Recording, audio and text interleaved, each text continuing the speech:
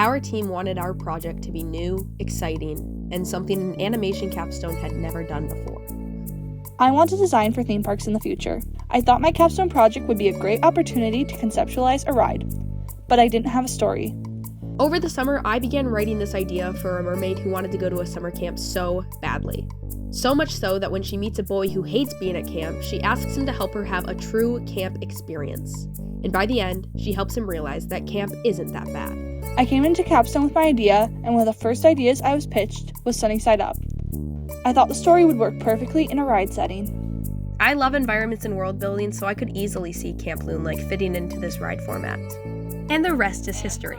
Because our project was a little unique, we ended up using the whiteboard at the front of the classroom to begin mapping out a ride. Over the next week, we worked together to refine our plans for a track and our vignettes. I wanted our character designs to be memorable, fit the characters and story, but also simple enough to replicate in both 2D and 3D animation. Sunny's character design is based off of a sunfish, which is native to the Midwest where our story takes place. We also wanted her to have those lake monster aspects while still getting to be cute at the same time. We decided to do a fully 2D pre-show to let the 2D team get to lay out some context for our story. It follows one of our main characters, Dylan, arriving at camp and being kind of miserable. There's all this talk of a potential lake monster, but he's heard it all before and is kind of over it, which leads us into where our ride takes off.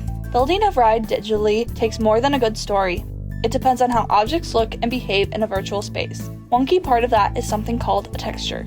But applying a texture isn't as simple as painting it on. It requires a process called UV mapping, where a 3D object is unwrapped into a flat 2D layout, like unfolding a cardboard box, so the texture can be applied without distortion. This required constant collaboration between 2D and 3D artists, making sure designs translated correctly onto the models.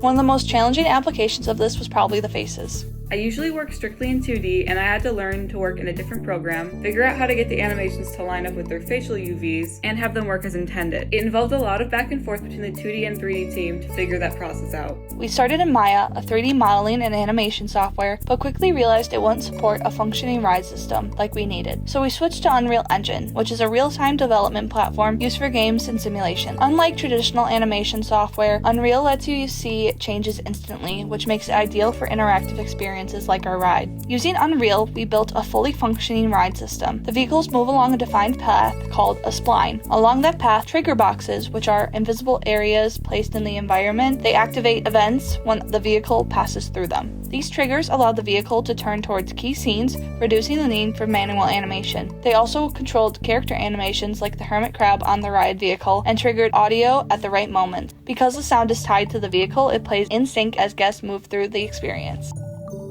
Last night at camp? Yeah, my bus leaves in the morning.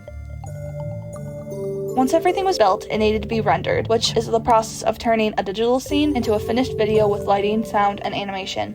Traditional rendering can take hours per frame, but Unreal's real-time rendering allowed us to create sequences instantly. One challenge was transitioning from the real world into our stylized environment. The ride itself was designed as a full experience, from entry to exit. Guests begin outdoors in a queue, move into a pre-show where the story is introduced, then enter a themed interior space, the mess hall, before boarding the ride. From a simple idea without a story to a fully realized virtual attraction, this project combined storytelling, technology, and design, and it's a glimpse into what it takes to create the ride people experience every day in theme parks. And it's the first step towards building them for real.